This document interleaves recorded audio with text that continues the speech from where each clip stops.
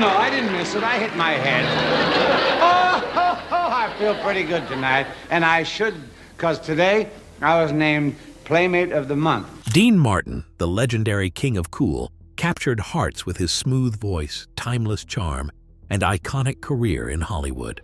But behind the glamour, his life was marked by personal struggles and profound losses that shaped his final years.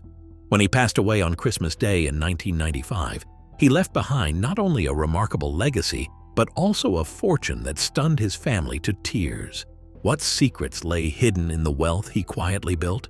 Join us as we uncover the touching story of Dean Martin's incredible legacy. How Martin and Lewis conquered entertainment.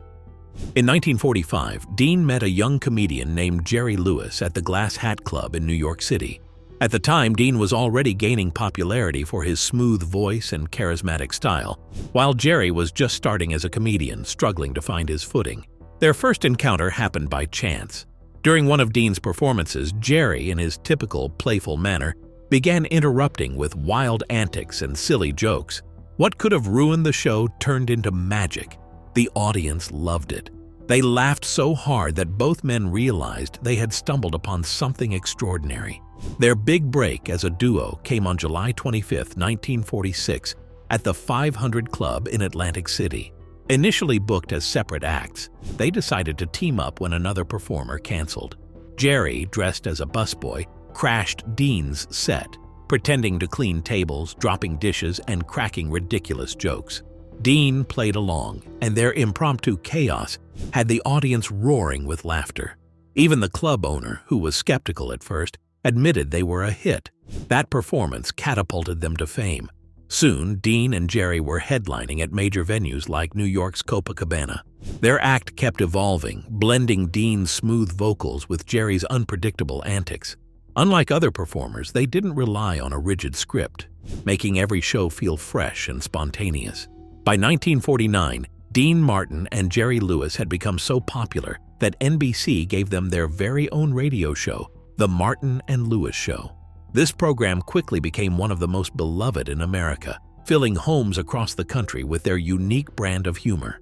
Their rise to fame caught the attention of Hollywood, and that same year, they appeared in their first movie, My Friend Irma.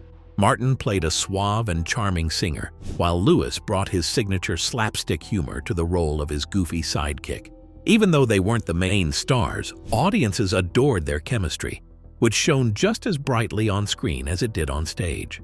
The success of the film solidified their status as Hollywood stars. Their impact didn't stop there.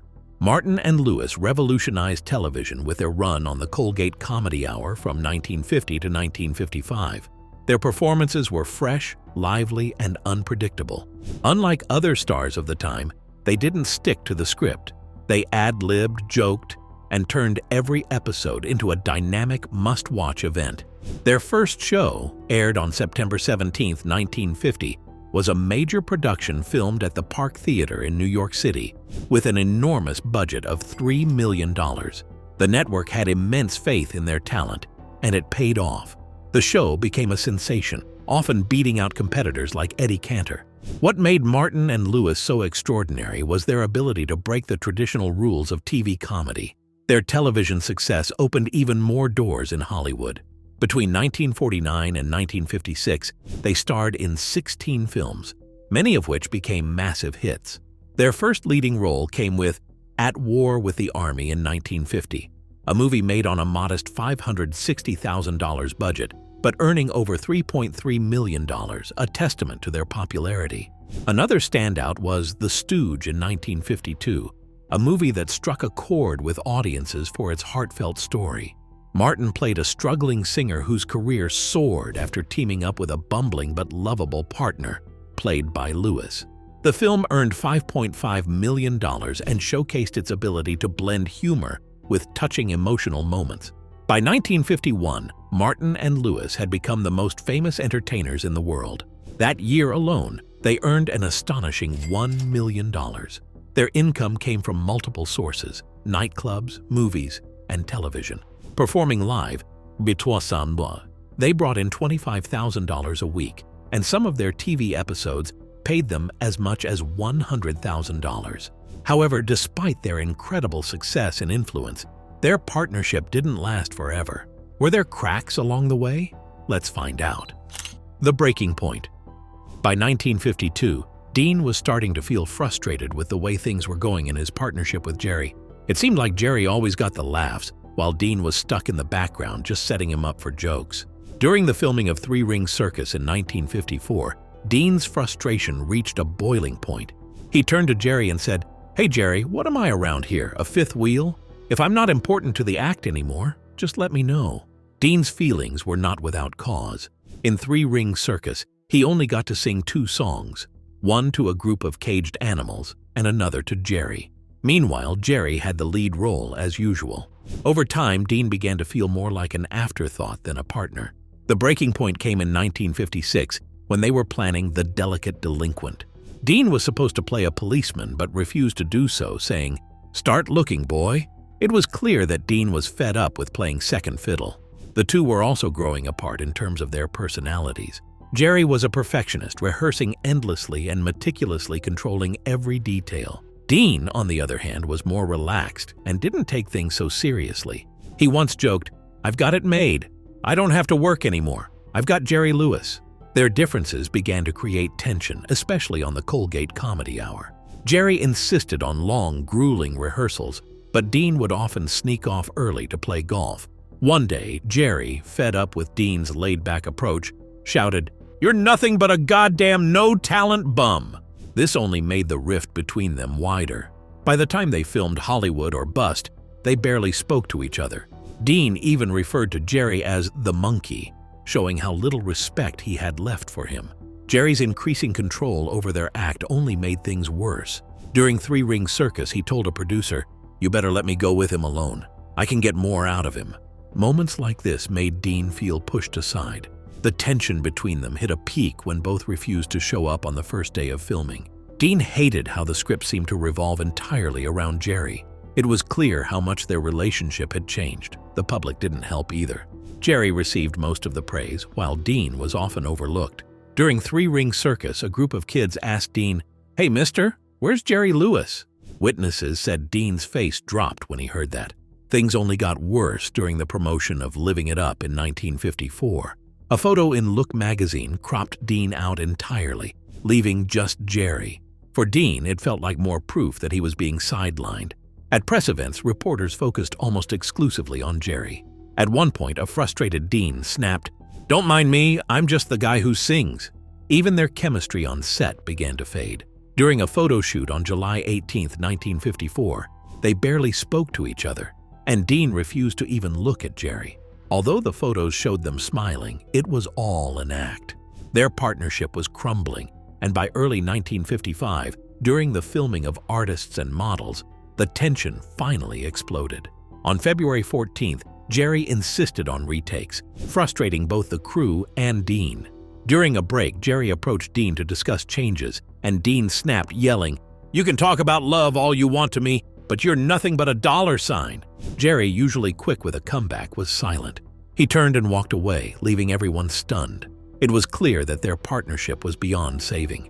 By the time they started filming Hollywood or Bust in 1956, things were worse than ever. On April 3rd, the first day of filming, they barely spoke unless absolutely necessary. Director Frank Tashlin even described the atmosphere as Arctic, and the crew filmed some scenes separately to avoid having them interact. One day, Jerry made a joke about Dean's singing, and Dean responded with a cold, emotionless glare. Co-star Pat Crowley, overwhelmed by the tension, broke down in tears. Their final performance together came on July 25, 1956, at the Copacabana in New York, exactly 10 years after they had first teamed up as a duo.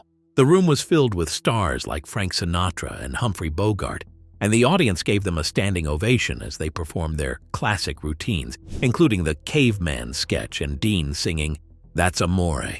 But the magic was gone. Their banter felt forced, and the comedy lacked the spark it once had. The most emotional moment came when they sang their final duet, Partners, with the lyrics, "You and me will be the greatest partners, buddies, and pals." Many in the audience were moved to tears. The show ended with a 5-minute standing ovation, but it was clear to everyone that their partnership had come to an end. Dean Martin's shocking comeback.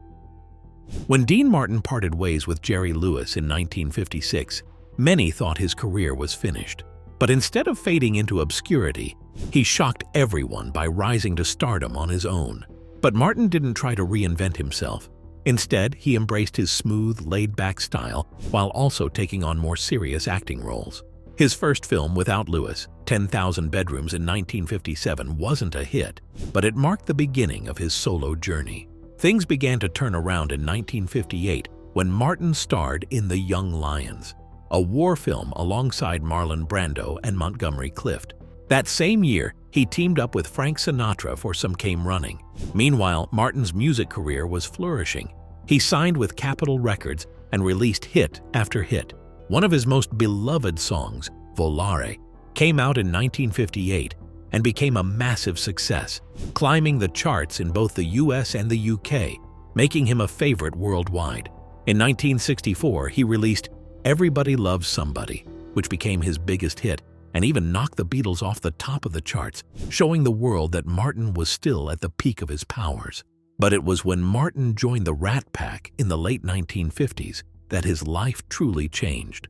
The Rat Pack, a legendary group of entertainers that included Frank Sinatra, Sammy Davis Jr., Joey Bishop, and Peter Lawford, were icons of Las Vegas and the epitome of Hollywood glamour. Martin had already established himself as a successful singer and actor, but being part of the Rat Pack took his fame to a whole new level. In 1960, he starred in Ocean's 11 as Jimmy Foster, a member of a group planning a daring casino heist. The film, which featured the entire Rat Pack, became a classic and inspired modern remakes with George Clooney and Brad Pitt. Later, in Robin and the Seven Hoods, 1964, Martin teamed up with Sinatra and Bing Crosby in a fun musical twist on the Robin Hood story, set during the Prohibition era in Chicago. People loved how he would casually sip a drink on stage while performing hits like Everybody Loves Somebody. He made every performance feel spontaneous, joking with the audience, and never taking himself too seriously. His shows at the Sands Hotel attracted big crowds, from celebrities to politicians, all eager to see the King of Cool in action. In 1965, Dean Martin became a household name with The Dean Martin Show, which aired until 1974. The show was a mix of comedy, music, and celebrity guests. But it was Martin's relaxed, approachable style that made it special. He'd often joke that the drink in his hand was apple juice, and fans loved how he seemed to glide through life without any stress. On the show, Martin didn't just perform his hit songs like Everybody Loves Somebody and That's Amore. He also showcased his comedic side. While there were scripted jokes, Martin loved to improvise, making each episode feel fresh and full of surprises. Big stars like Frank Sinatra, Sammy Davis Jr., and Orson Welles frequently appeared, and their playful banter with Martin made the audience feel like they were part of an exclusive Hollywood party. The show's success was undeniable, earning Martin a Golden Globe in 1966 for his performance and cementing his place as one of the most beloved stars of the era. But as time passed, the show's ratings began to dip. Instead of giving up, the producers came up with a clever idea to keep the show fresh and engaging: Dean Martin's Celebrity Roast. What amazing idea did they come up with? Let's take a closer look. Dean Martin's Celebrity Roast. This new show format featured Martin and a group of celebrities playfully making fun of a famous person in a fun and light way. The first roast aired in 1974, honoring BB, and it was such a success that the roasts became a regular event, even after the main show ended. Martin was the perfect host for these roasts, making everyone laugh with his sharp, witty jokes while keeping things fun and relaxed. The roasts included actors, musicians, and even politicians, offering a rare chance to see celebrities joking with and about each other. Dean Martin's personal life was just as interesting as his career. He married 3 times and had 8 children. His first wife, Betty McDonald, married him in 1941, and they had 4 children: Craig, Claudia, Gail, and Diana. Their marriage ended in 1949, just as Dean's career was taking off. Even after the divorce, Dean stayed close to his kids and made time for them. Later that year, he married Jean Beager, and they had 3 children: Dean Paul, REI, and Gina. Their marriage lasted 24 years and seemed more stable than his first one. Although they divorced in 1973, they remained friends and worked together to raise their kids. In 1973, Dean married Catherine Hahn, a younger receptionist. They stayed together for a few years before divorcing in 1976. Despite the breakup, Dean remained a loving father to Catherine's daughter, Sasha, whom he had adopted. Through all of this, Dean remained a constant father to his 8 children. He made sure they all felt connected, even though they came from different marriages. His daughter Dina recalls how much he loved family and remembers dinners together and how he always showed he cared. She grew up around Hollywood stars like Frank Sinatra and Marilyn Monroe, but what stood out most was Dean's warmth and humor as a dad. Dean's son said their father brought the family together and made them feel united. Even Sasha, his adopted daughter, was treated the same as the others, showing how much Dean valued family. Dean also had a charm that attracted many women, leading to famous relationships with stars like Angie Dickinson and Dinah Shore, which kept him in the headlines. In 1987, his son Dean Paul died in a plane crash while flying a military jet. He was just 35, and the loss devastated Dean. Friends noticed he became quieter and more withdrawn, and he struggled with alcohol after the tragedy. This event changed him. After his son's death, Dean stopped performing, turning down offers and even ending a reunion tour with Frank Sinatra and Sammy Davis Jr. He didn't want the pressure of public life anymore. Instead, he focused on simple pleasures, like playing golf and watching old Western movies, which gave him some comfort. In his later years, Dean stayed away from Hollywood, spending time with close friends and doing things he enjoyed. By the time he passed away on Christmas Day in 1995, Dean had built a fortune of millions of dollars from his decades of success as a singer, actor, and comedian. How huge is Dean Martin's fortune? Let's dive deeper and uncover the shocking truth. Dean Martin fortune. Dean didn't just focus on his career. He made smart investments in real estate. In the 1970s, he bought a house in Beverly Hills for $120,000. Over time, he expanded it into a 12,000-square-foot mansion where he lived until his death. The house was sold for $1.35 million shortly after his passing, and by 2003, it sold again for $2 million. Today, the property is worth nearly $28 million, showing how much its value grew. Martin also owned a stylish home in Palm Springs, which sold for $25,000 after his death. These homes weren't just places to live, they were investments that appreciated over time. To ensure his family would be taken care of, Martin created the Dean Martin Family Trust. This trust managed royalties from his music, TV shows, and licensing deals, so his family continued to benefit from his hard work. Shows like The Dean Martin Show still air today, bringing in money and keeping his name alive. Merchandise and other licensing deals have also helped preserve his legacy. His 8 children had to divide his estate, with each receiving a share based on their relationship with him and their individual needs. Managing Dean's estate after his death wasn't easy. The family had to deal with the rights to his music and image while coping with the loss of their father. Even after his passing, Dean Martin's name remains iconic.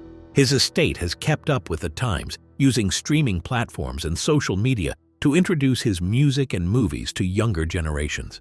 In 2022, a deal was made with Iconic Artists Group to manage his legacy. This group is working to bring Dean to modern audiences through merchandise, licensing deals, and even movies about his life. One of Dean's daughters, Dina Martin, has played a major role in honoring his legacy. Born in 1948, she grew up surrounded by her father's fame. She performed with him as a child and continues to celebrate his work. She tours the world singing his famous songs and sharing stories about him. She also wrote a memoir, Memories Are Made of This, Dean Martin Through His Daughter's Eyes, which gives readers a glimpse of what life with him was like. The memoir is now being made into a movie. Dina also organizes the annual Dean Martin Festival in his hometown of Steubenville, Ohio, which celebrates his life and helps young musicians with scholarships. What are your thoughts on Dean Martin leaving such a huge fortune? Share your thoughts with us in the comments section. Don't forget to like and subscribe.